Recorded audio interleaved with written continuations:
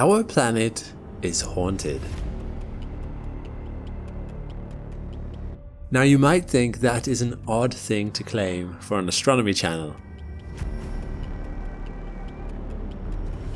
But there have been whispers among astronomers that something is out there. Ghostly spectres lurking in our orbital path. Entities that have eluded scientific detection for decades. Drifting in perfect balance between cosmic forces. Some claim to have captured faint images of these ethereal silhouettes, looming up to 9 times wider than Earth itself. Yet others have searched the same regions of space and found nothing at all. For over 6 decades, astronomers have debated their existence. Are these mysterious entities merely elaborate optical illusions? Or something truly extraordinary hiding in plain sight? What celestial phenomenon could simultaneously be so large, yet remain so elusive? Is the moon truly Earth's only companion in our journey around the sun? I'm Alex McColgan and you're watching Astrum. Today we're investigating one of astronomy's most enduring mysteries, the controversial ghost moons that may be silently accompanying our planet through the cosmos. This ghost story begins in 1961, when Polish astronomer Kazimierz Kordylewski first spotted 2 diffuse patches of sky that kind of looked like clouds through a telescope, which were located suspiciously near the stable L4 and L5 Lagrange points of our Earth-Moon system. In case you aren't familiar with Lagrange points, let me quickly explain. Lagrange points are positions in space where the gravitational forces of 2 large bodies are balanced by the centripetal force required for a smaller object to move with them. This creates a sort of gravitational equilibrium that allows the smaller objects to maintain a position relative to the 2 larger bodies. Lagrange points were named after the Italian-French astronomer and mathematician Joseph Louis Lagrange, after he published a prize-winning paper about this phenomenon in 1772. While we're going to be talking about the Lagrange points present in our Earth-Moon system in this video, similar points exist for other 2-body systems, such as between the Earth and the Sun, or Jupiter and the Sun. In any 2-body system, there are 5 spots where gravitational forces and orbital motion create these Lagrange points, and they're labelled L1 through L5. 3 of these, L1, L2 and L3, are considered unstable. Small objects may be temporarily captured near these points, like the NASA ESA satellite SOHO at L1 or the James Webb Space Telescope at L2, but they have to make corrections to their altitude and course every 23 days to avoid drifting out of position. Objects in these unstable equilibrium points are balancing on a metaphorical knife's edge, and any slight push from the solar wind, radiation, or the moon's gravity will tip the balance. But L4 and L5, these positions are stable.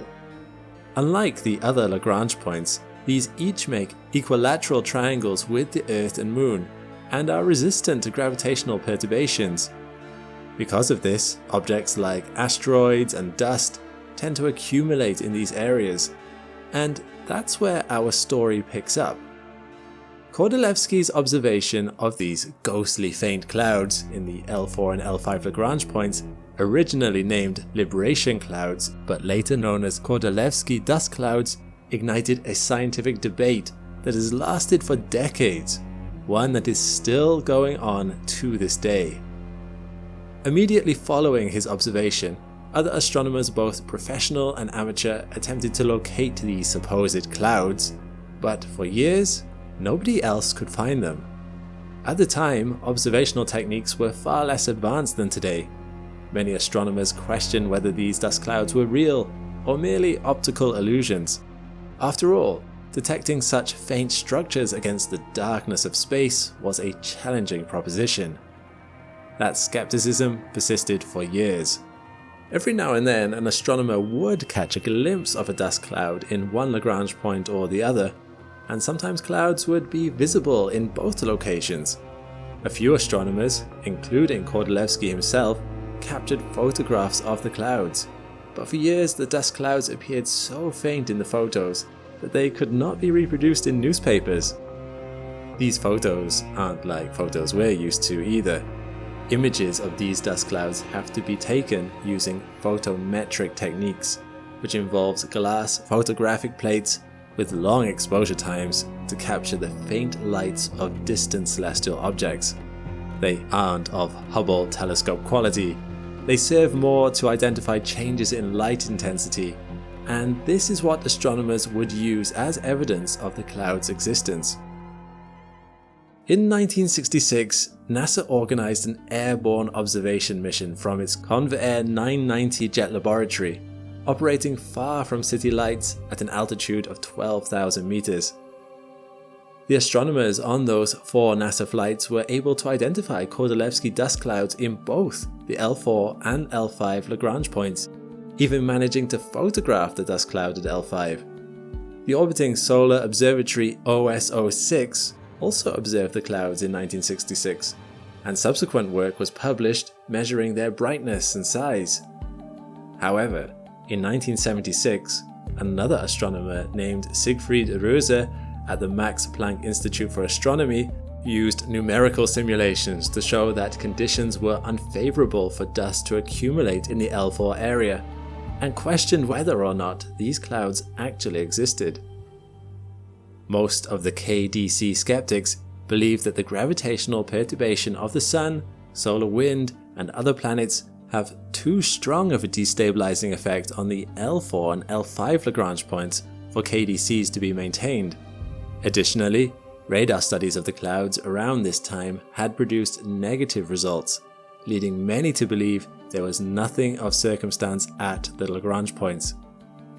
These doubts were further reinforced in 1983 when observers using a 61 centimeter telescope near Tucson, Arizona, found no such clouds in either L4 or L5. Yet, just a few years later, in 1989, the clouds were photographed again by astronomer Winiarski. From an astronomical observatory in the Bieszczady Mountains in Poland, Winiarski observed the KDCs to be a few degrees in apparent diameter. These were also the first 3-color photometric observations of the clouds, and they revealed that the clouds appeared much redder than the counterglow, which is the sunlight that gets scattered by the general dust particles in space. This observation suggested that the dust in the KDCs is significantly different in composition to the other local space dust, which begs the question, where are these apparitions coming from? But then, once again, the existence of KDCs was brought into question when in 1991 the Japanese Haiten space probe did one loop around the L4 and L5 Lagrange points in an attempt to detect dust particles, but didn't manage to find any. However, astronomers say that this should not be taken as evidence against the dust clouds, as Haiten was only able to do one loop around each Lagrange point, and if the clouds do exist, the dust was likely moving too slowly for it to be picked up by Haiten's dust detectors. So, as you can see, the scientific debate that began in 1961 after Kordylewski's initial observation is one that has continued through the decades. But now, scientists seem to have made a breakthrough. In 2018 and 2019, astronomer Judith Slisbarlow and physicists Gabor Horvath and Andreas Barter were able to present clear evidence of the L5 KDC by examining how the dust creates patterns of scattered polarized light. To do this, they used a type of photography called polarized imaging, which uses a series of filters that can show light bouncing at specific angles. When light hits these dust particles, it scatters differently depending on the specific composition and arrangement of the particles, offering clues to the nature of the clouds. After collecting a series of images through various polarized filters, the scientists found that the patterns of polarized light in the images matched theoretical predictions for what we would expect to see from sunlight that was scattered by dust clouds. What's more, in their 2018 paper on the observations, they said that, in fact, these results meant that the scatters cannot be anything other than dust particles. To back up these observations, they were able to further understand the formation of the clouds at L5 through the use of computer simulations. They calculated the motion of 1.86 million dust particles to see how dust in that region of space might behave, and found that under the right conditions, that dust could get trapped at the L5 point and remain there for a long time. The result of these simulations were dust clouds that mirrored the shape and size of what had been observed by the polarized imaging.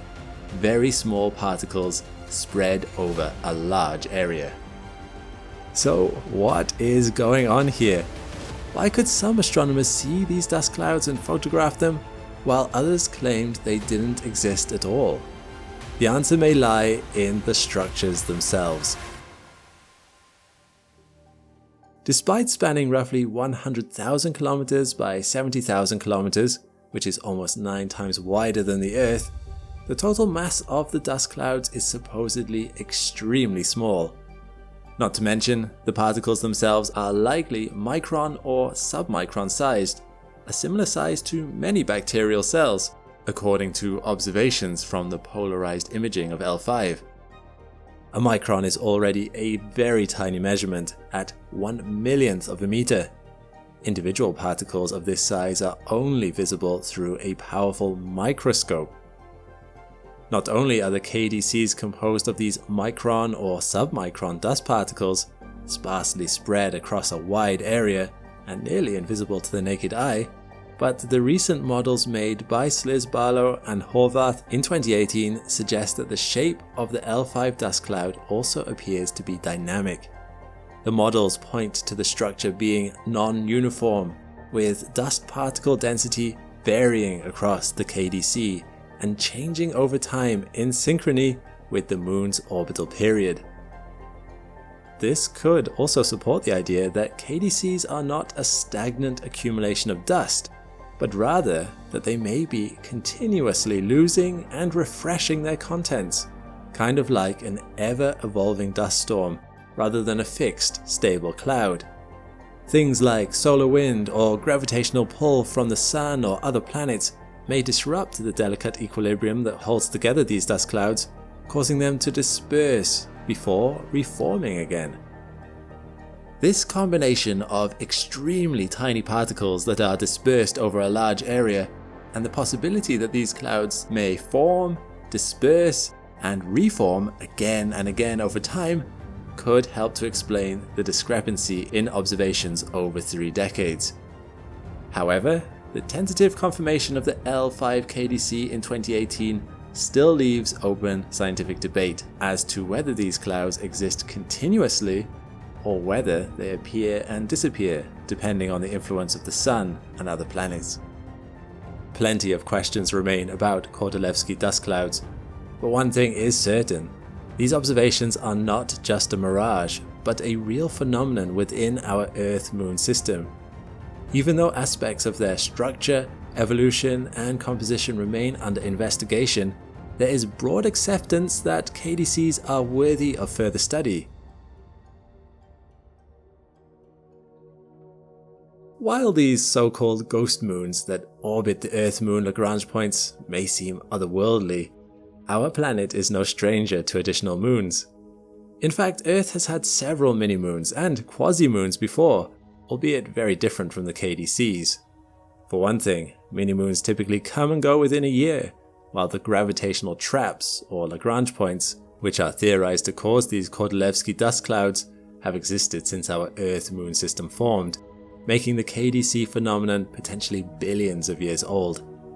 Another distinct difference is that mini-moons and quasi-moons are solid objects, whereas dust clouds are, of course, clouds of loose dust. Quasi-moons get their name because, from one vantage point, they look as if they are true moons orbiting the Earth. However, with a wider view, these turn out to be asteroids orbiting the Sun. Mini-moons, on the other hand, are objects that really orbit a planet. They tend to be quite small and difficult to detect, which is probably why we've only ever managed to identify 4 mini-moons, none of which are orbiting Earth anymore. Take for example the mini-moon called 2020 CD3, which I discussed in a previous video. This small natural satellite was captured in Earth's orbit between January 2019 and May 2020, temporarily giving our planet a second moon. Well, mini-moon. In my opinion, our planet's possible ghost moons are perhaps the most exciting of these obscure types of moons, because of how unique they are. Despite being dynamic structures, these dust clouds are a long-term feature of our Earth-Moon system, and we still have so much to learn about them. Observing these dust clouds has tested the limits of our observational abilities, and as our technology and science improves, so can our understanding of KDCs. We should aim to build up more observation data of the L4 KDC, as this feature is historically underrepresented compared to the cloud at L5.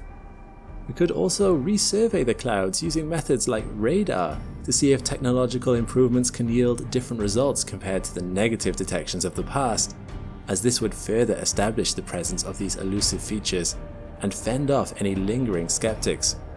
But now that they've been broadly accepted by the scientific community, future research can begin to explore how KDCs are replenished over time, their potential impact on space weather, and their influence on satellite operations.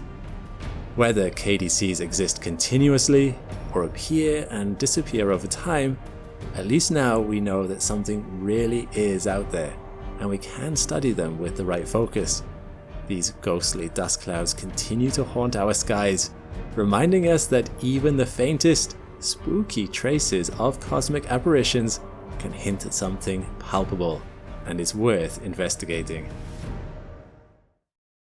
When 15 supernovae go off close together, both in time and proximity, it makes quite a bang. It should be of no surprise that such a violent event should fundamentally transform the region of space around where it occurred. Interstellar dust was swept aside from the forces of those concurrent blasts, creating a monumental void of low-density matter, and a shockwave that continues to hurtle across the galaxy to this day at a rate of 6 kilometers a second. In its wake, plasma reaching 1 million degrees Celsius in temperature. This simultaneous Swiss cheesing and heating up of the interstellar medium is what is now called a hot bubble, and represents both the end of stars and their beginning. But this is not some distant structure that lurks in a faraway corner of the universe. Our solar system isn't even heading right towards it. We're in it, charging for its point of origin head first. Welcome to our local hot bubble. What scientists now realize is the local environment that exists around our solar system. It is a neighborhood we are still exploring, but its nature is becoming clearer and clearer.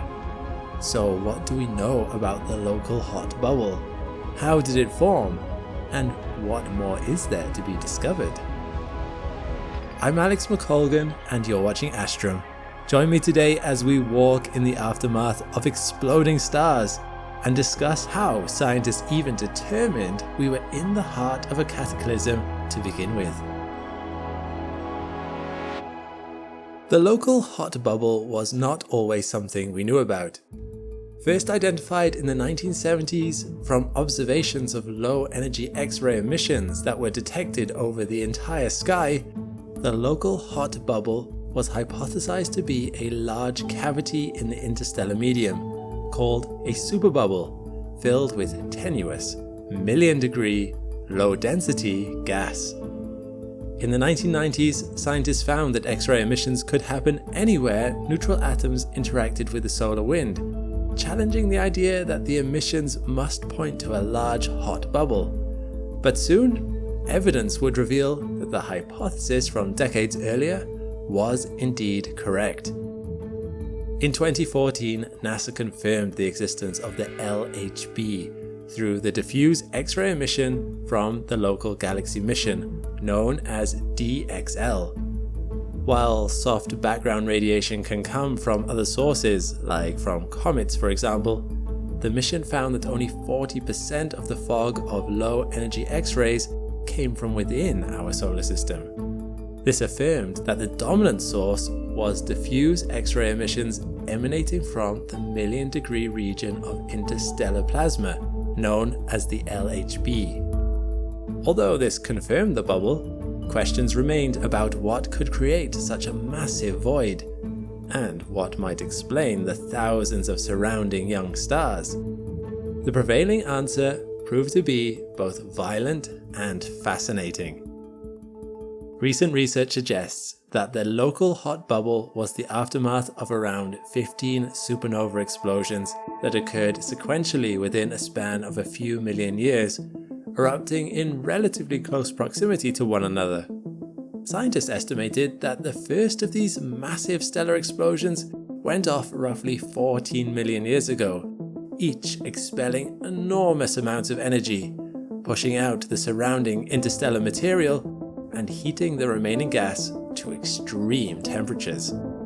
Evidence of these ancient explosions has been preserved in our Earth's geological record in deep-sea sediment deposits in the form of a special isotope called iron-60. This radioactive isotope can come from a few different sources, but the most common source of iron-60 is believed to be supernova explosions. We know that the source of the isotope is extraterrestrial because the Earth itself has no way of producing iron-60 on its own, and matching deposits have been found on the Moon as well. The reason that this radioactive isotope is special is because we know how long its half-life is. We know that it decays into cobalt-60, another radioactive isotope, before it finally decays into nickel-60, a stable element. Iron-60 has a half-life of 2.6 million years, and cobalt-60 has a fairly short half-life of just 5.3 years. Because of this, when we find a deposit that contains these elements, scientists can compare the amounts of iron-60, cobalt-60, and nickel-60, like an elemental clock, to reveal when that material was deposited on our planet.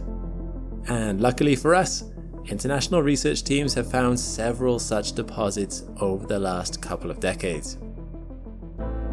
In 2016, iron-60 deposits were found in deep-sea crust samples taken from the Pacific, Indian, and Atlantic Oceans, indicating two distinct spikes in the radioactive debris that pointed to several supernova events in the not-so-distant past, and not too far from our solar system, just 326 light-years away.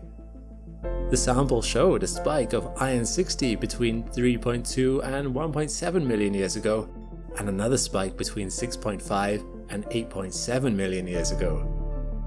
Nuclear physicist Anton Wallner, who led one of these research teams studying the deposits, said that the fact that the more recent debris was spread across 1.5 million years suggests that there were a series of supernovae that occurred one after another in close succession.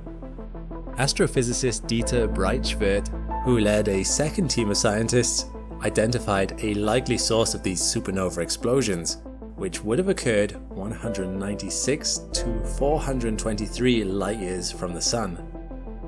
These supernovae that created our local hot bubble may have been part of an aging star cluster, whose surviving members are now associated with the Scorpius-Centaurus stellar group.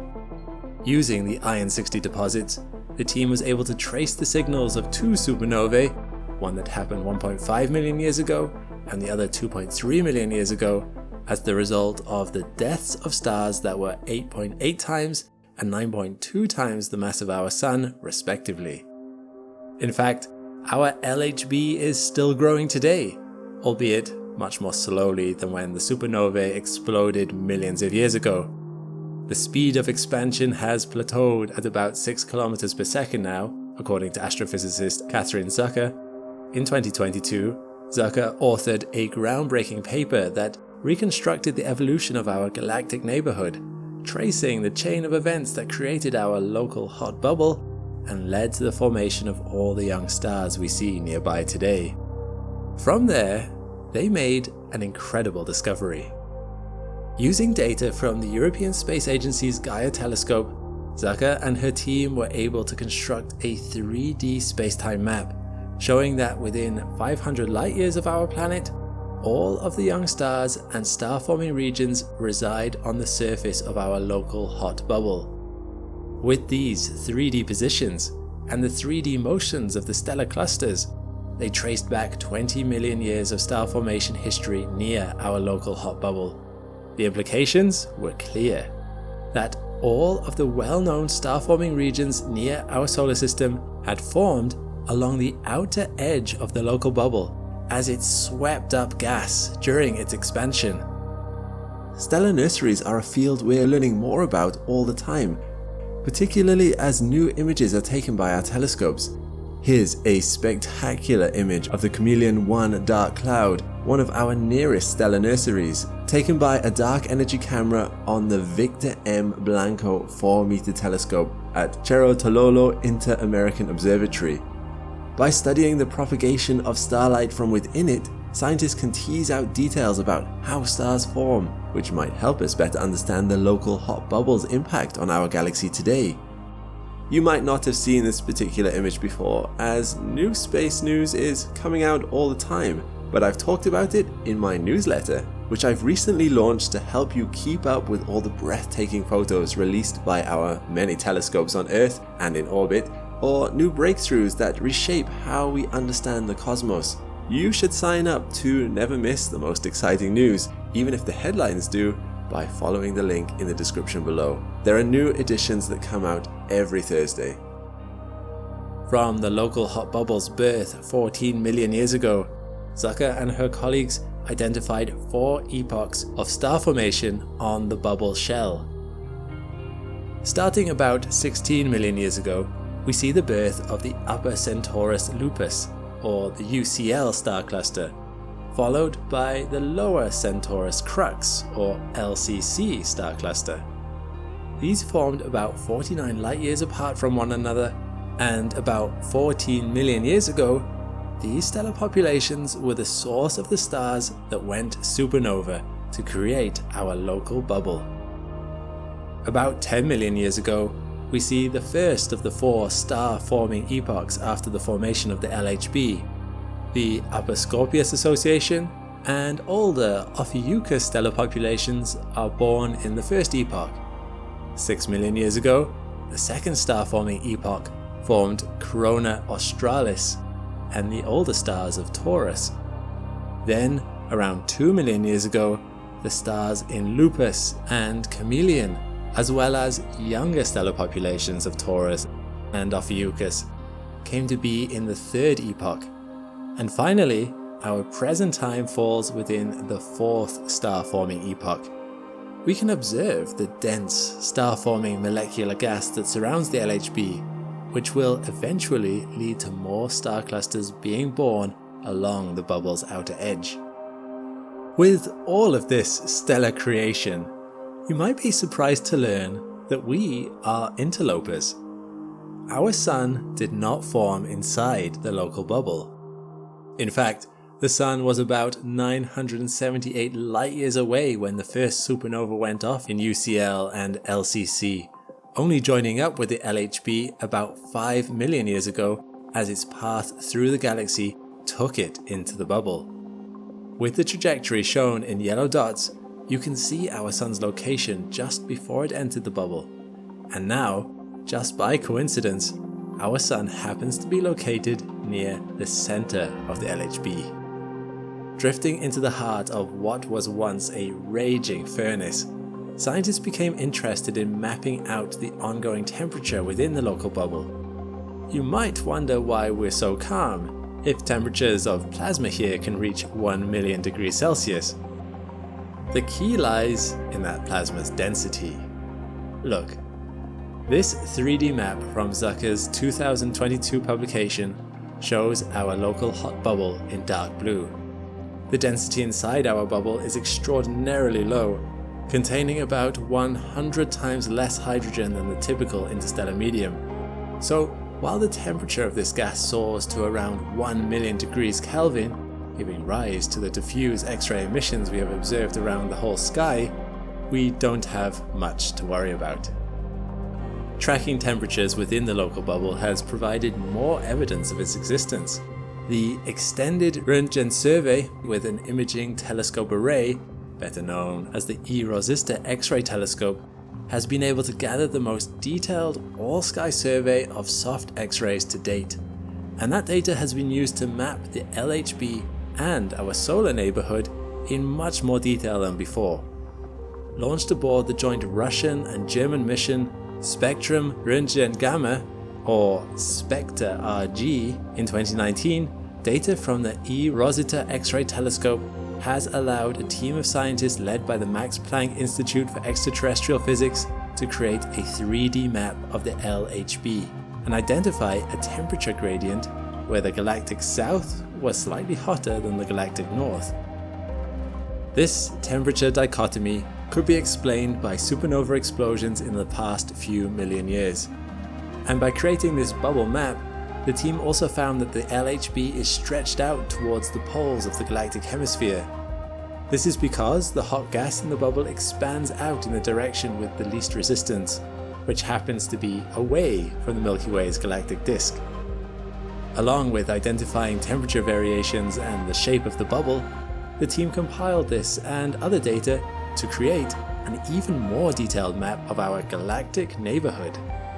In the new 3D map, our local hot bubble looks like a three-dimensional splatter surrounded by and even overlapping other galactic structures. These other structures represent known supernova remnants like the Gum Nebula shown here in red, and dense molecular clouds shown here in orange. With the new data and 3D maps, these superbubbles seem likely to be common in our galaxy, creating a Milky Way that's sort of like Swiss cheese. The cavities of our Swiss cheese galaxy are blasted out by gigantic supernova explosions, with new stars forming along the edges of the holes created by dying stars. And, like Swiss cheese, it appears that some of these superbubbles may have tunnels connecting them to other bubbles or other structures, suggesting our local hot bubble could be part of an intricate network of similar features throughout our galaxy. For example, we have the Canis Majoris tunnel, which lies on the Milky Way's galactic disk, and is believed to connect our local hot bubble to the Gum Nebula or another larger nearby superbubble. But the 3D map also revealed another, previously unknown interstellar tunnel, stretching towards the constellation Centaurus, possibly connecting our local bubble to the neighboring Loop 1 superbubble. While these interstellar tunnels are tantalizing, our current understanding of them is limited. Nevertheless, these tunnels of hot gas and bubbles of star formation shaped by the death of gigantic older stars has me in awe of how powerful and interconnected the evolution of our local galactic neighborhood really is. It suggests that stars are not just born and die in isolation, but that their energetic output continues to mold the environment for millions of years after their demise. And as our observational tools become more sophisticated, we are beginning to uncover the extent of these hidden structures. So next time you look up at the night sky, you might remind yourself that we are surrounded by crazy patterns, just like our local bubble in the Milky Way that was carved out by ancient cataclysms, and that some of those stars that you see are actually plastered along the walls of a supernova blasted cavity, which connects to other parts of the galaxy through interstellar tunnels. Wow. In 2022, this astonishing image was published. What makes it so astonishing? Well, this is one of the most detailed radio images of the center of our galaxy that's ever been produced. Assembled from the first survey using the full array at the Meerkat Radio Observatory in South Africa, this image took 3 years of data analysis to complete. And it is revealing something thoroughly bizarre. Deep within the turbulent chaos at the center of the Milky Way are hundreds of highly ordered, one-dimensional filament-like structures, dangling inexplicably above and below the galactic center. These enigmatic filaments stretch for up to 150 light-years, yet are only 1 to 3 light-years across. The big question is, what are these strange, supersized strands? Now scientists are trying to unpick this meerkat image to work it out. I'm Alex McColgan and you're watching Astrum. Join me today as we uncover the mysteries around one of the Milky Way's weirdest phenomena. We'll explore the happy accident that led to their discovery and the extreme characteristics that are leaving scientists baffled. The center of the Milky Way, 27,000 light-years from Earth, is a place of violence. This innermost region, the central molecular zone, spans 1,600 light-years and is, by all accounts, the most extreme part of our galaxy. Density, temperature, and turbulent velocity, a measure of chaotic fluid motion, are around 1 to 2 orders of magnitude higher here than anywhere else in the galaxy. The cosmic ray energy density, a proxy for energetic activity, is 2 to 3 orders of magnitude higher. This region is home to vast complexes of molecular gas, about 20 million solar masses worth, dense cosmic clouds, ionized plasmas, extreme cosmic ray energy, ultraviolet and X-ray radiation, and turbulent magnetic fields. It is a hotbed of cosmic activity, from the formation of stars to exploding supernovae. And let's not forget Sagittarius A star, the supermassive black hole 4 million times the mass of our Sun, at the very center of it all. These conditions are hugely exciting for astronomers, but they make the galactic center notoriously hard to image. Visible light can't penetrate the dense clouds of dust and gas. So researchers turn to other parts of the electromagnetic spectrum to lift the veil and reveal the secrets at the heart of the galaxy. Radio waves have the longest wavelengths of the electromagnetic spectrum, from a few millimeters to hundreds of kilometers, and the wavelengths in the range of millimeters to tens of meters are ideal for radio astronomy. They pass through the obscuring clouds of gas and dust, giving us a clear view of what lies beneath.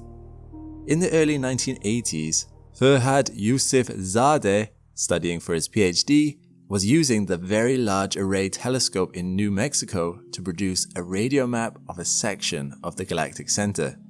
He was planning to study star-forming regions, but narrow strips of radio emission were streaking across the entire survey area, right through the parts he was interested in.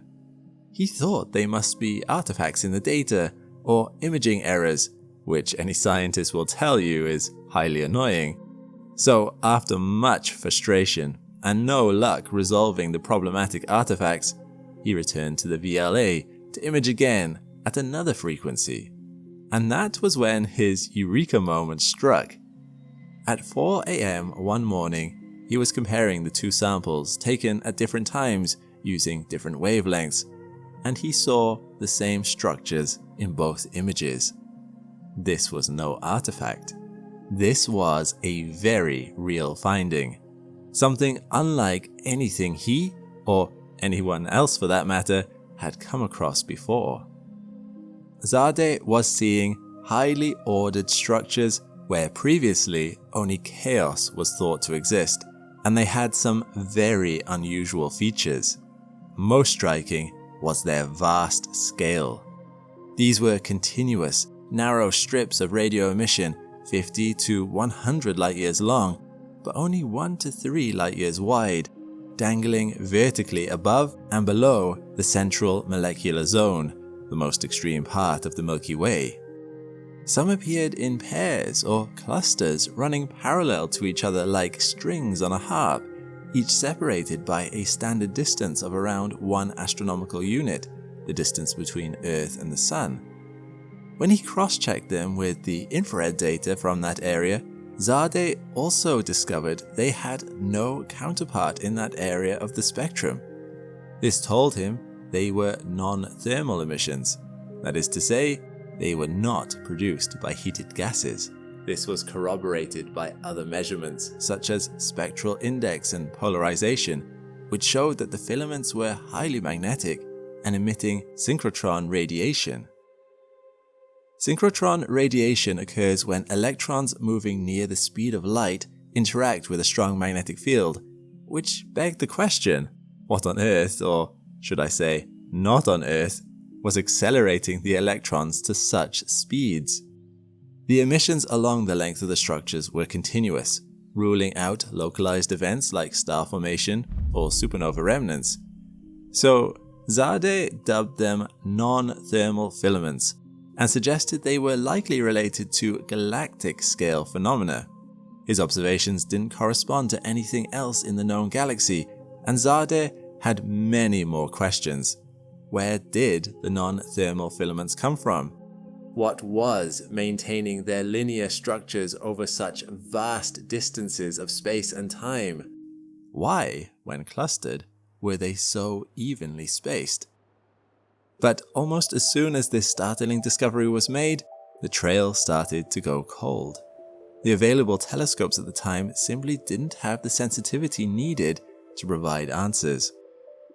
Over the next 35 years, only a handful of other vertical non-thermal filaments were revealed and categorized. Some were even given enigmatic names like the snake, pelican, and bent harp. Sadly, there wasn't enough data to make any great leaps forward in understanding. Well, not until 2022 and Meerkat's mind-blowing image. The Meerkat radio telescope at the South Africa Radio Astronomy Observatory, or SARAO, is comprised of 64 interlinked antennas, each with a 13.5 meter diameter parabolic dish spread over 8 kilometers of radio silent zone. Built over 4 years, the full array was inaugurated in 2018.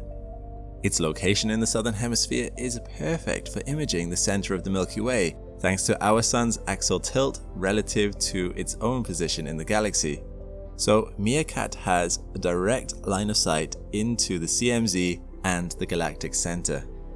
Over the course of 3 years, an international team led by Dr. Ian Hayward and including Zadeh, now professor at Northwestern University, directed Meerkat to a 6.5 square degree portion of the galaxy, a section of the sky around 30 full moons wide, with Sagittarius A star right in the middle.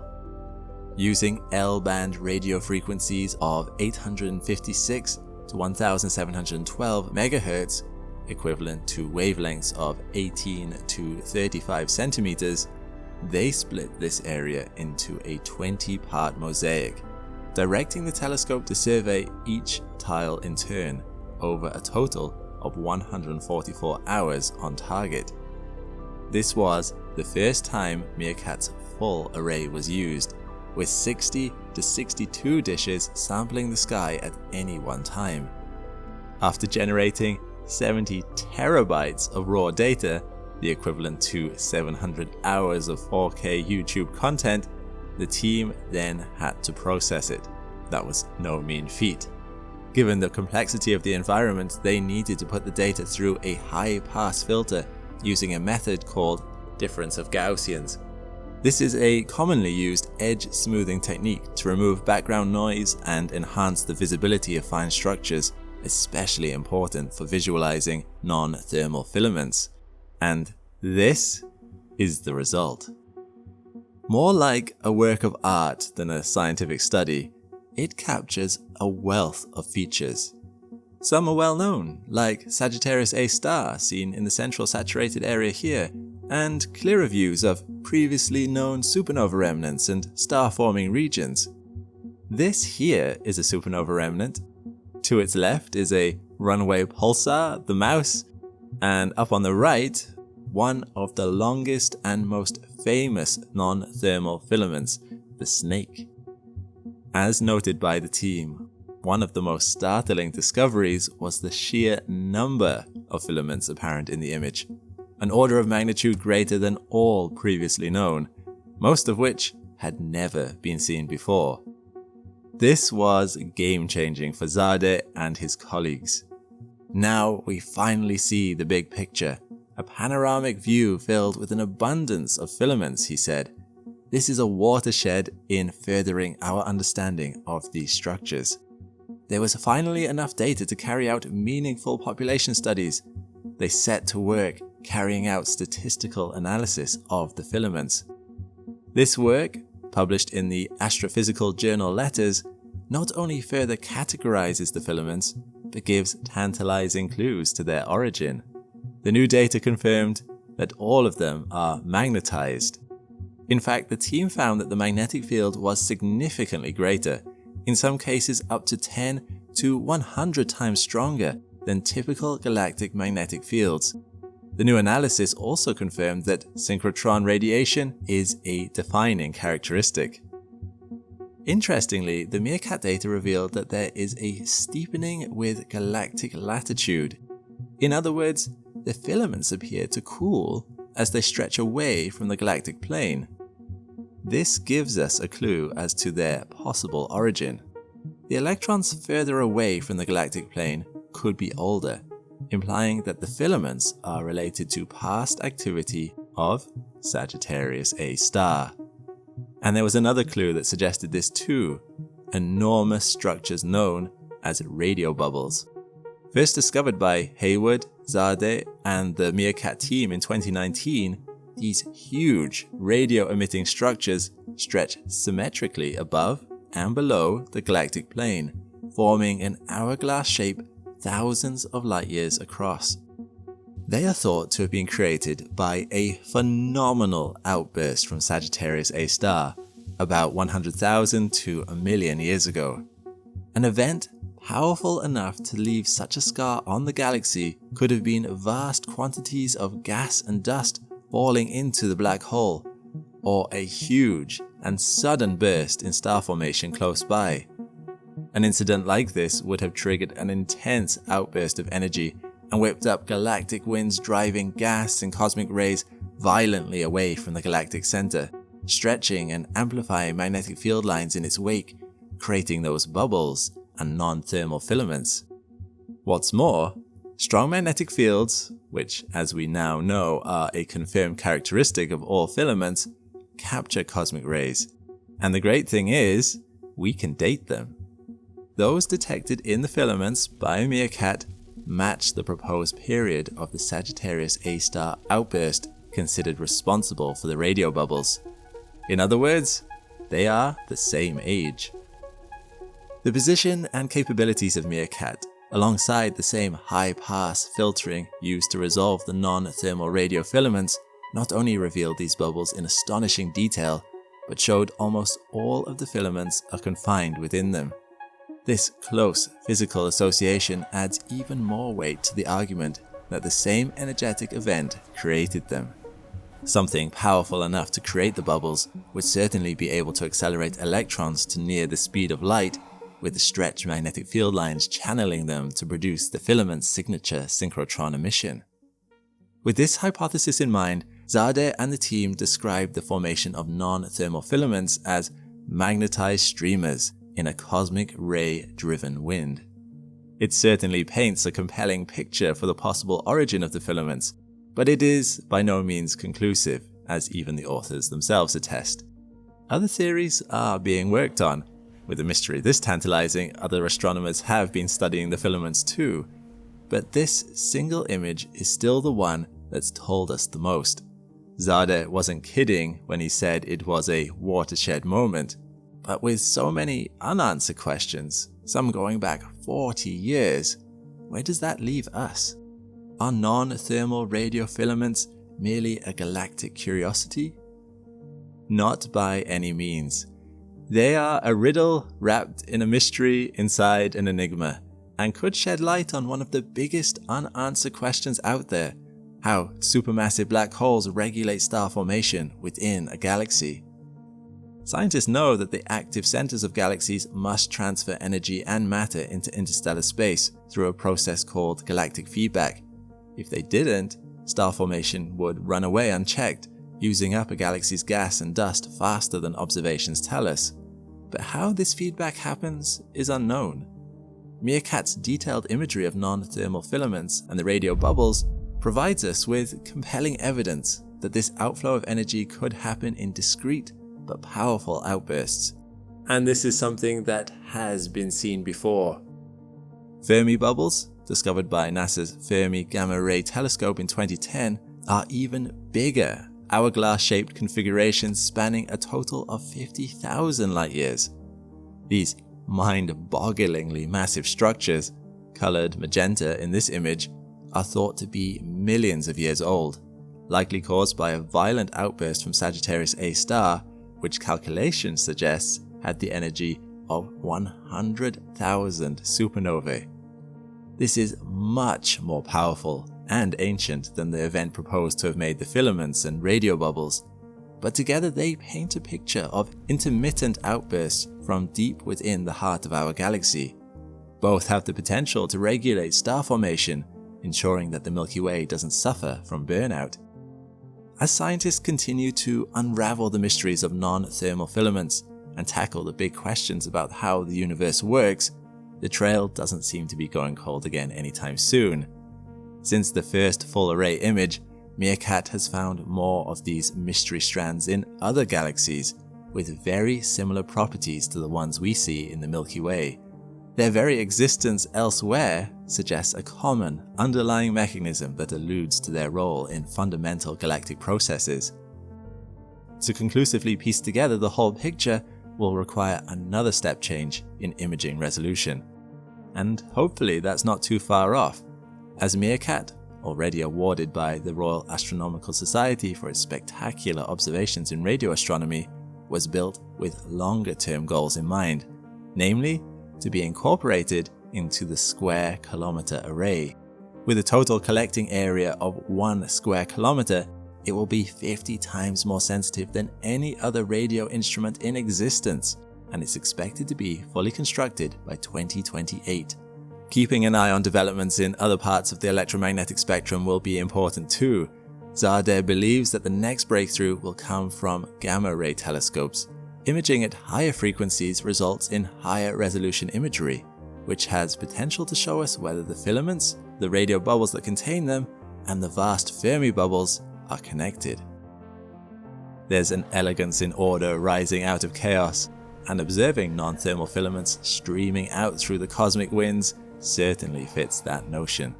So keep watching this space, and with images and phenomena this spectacular, I certainly have no problem doing that. If you've been following the Astrum Answer series recently, you'll notice that we've talked a lot about how the universe is structured. Filament structures of galaxies being pulled apart by the universe's expansion, with bubbles or voids forming in the gaps. Because of the universe's expansion, everything is moving away from everything. But of course, this isn't totally true in practice due to a mysterious force called gravity. Gravity is a pulling force, or technically, it is the curvature of space-time caused by uneven distribution of mass. On very small scales, gravity is hardly relevant at all. I don't feel any pull towards objects around me, only towards the Earth because it is so massive. Celestial objects close enough to the Sun are most influenced by its gravity, and all stars in the galaxy orbit around a supermassive black hole at the galaxy's core. But it doesn't stop there. You've probably heard that the Andromeda galaxy is hurtling towards us. How can that be when everything is moving apart? Gravity. Objects that are close enough together with a large enough mass are pulled towards each other by gravity faster than the universe can expand. This is why we have galaxy superclusters, and in fact, we are part of one. Gravity is keeping these galaxy clusters bound together, meaning over extremely large timescales, collisions aren't totally unusual. In fact, a new theory has recently been proposed that the Milky Way may have recently experienced a collision with a large Magellanic Cloud-sized diffuse galaxy called Antlia II. Scientists have discovered that the Milky Way has ripples consistent with it having had a collision in the past, but we couldn't pinpoint what it collided with until Gaia discovered the Antlia II galaxy hidden behind our galactic disk. This makes it very hard to spot, as although it is massive, it is very spread out due to the collision, and being behind our galactic disk makes it hard to see due to the stars and dust in the way. But that brings us on to the main topic of this episode, the Great Attractor. In an opposite vein from the Supervoids video, where there are regions of space where there is an almost total absence of mass for hundreds of millions of light years in any direction, the Great Attractor is the biggest concentration of mass for hundreds of millions of light years. It is so massive that even though our galaxy is between 150 to 250 million light years away, we and all galaxies around it are currently moving towards it. Estimates put its mass at roughly 1,000 trillion suns, which is enough for many thousands of galaxies. But what could possibly be there that is that massive? Well, for the longest time, it was a total mystery, because, like Antlia II, the region where the Great Attractor is located is hidden behind our galaxy's disk. However, X-ray telescopes can see through the disk, and recent technological improvements and advances in X-ray telescopes have meant that we have been able to detect thousands of galaxies in the region where the Great Attractor is supposed to be. But the mass detected didn't add up. There wasn't enough present to create such a pull. Further analysis has revealed something very interesting, that while we are being pulled towards the Great Attractor, there is something even more massive behind it, located 650 million light years away, called the Shapley Attractor or the Shapley Supercluster. Located there are many thousands of galaxies densely packed together with a mass of 10,000 trillion suns, and everything within 1 billion light years is being pulled towards it. On the other hand, looking the opposite direction from the Shapley Supercluster, we see an underdense region, where everything seems to be moving away from it, called the dipole repeller. It isn't actually repelling mass, but due to all the mass around it being pulled towards more dense regions by gravity, it creates the illusion that it is repelling that mass, although there are some scientists that do claim that an unknown repelling force is at work there. Simply put, we are still in very early days when it comes to understanding the universe. We do observe certain things, like the motion of galaxies, dense galaxy groups, and absences of galaxies in large voids or repelling regions. We observe the expansion of the universe and observe the filamentary structures. But the universe is an impossibly large place. We can only see so far, only live so long. Plus, our technology is limited. We have theories which try and explain what we see, but I really wouldn't be surprised to see these theories change as more data becomes accessible. Some may ask, what's the point then? However, I for one am hugely grateful for the bright minds working on this, as discovering our place in the universe is so fascinating. I'm glad humans have an insatiable need to explore and understand everything around them. This innate sense of wonder and curiosity is what drives the evolution of mankind, and I am excited to witness it. A massive thank you to our astronauts on Patreon. This video had no sponsors, but it was still made possible thanks to the hundreds of members we have there. Link is in the description to join our growing community. Patreon is where Astrum truly takes shape. A place for people who love space, who want to see these videos keep improving and reaching more curious minds. Every new member keeps the channel focused on what really matters, making the complexity of space available to everyone. If you enjoy what we do, come join the Astrum community today.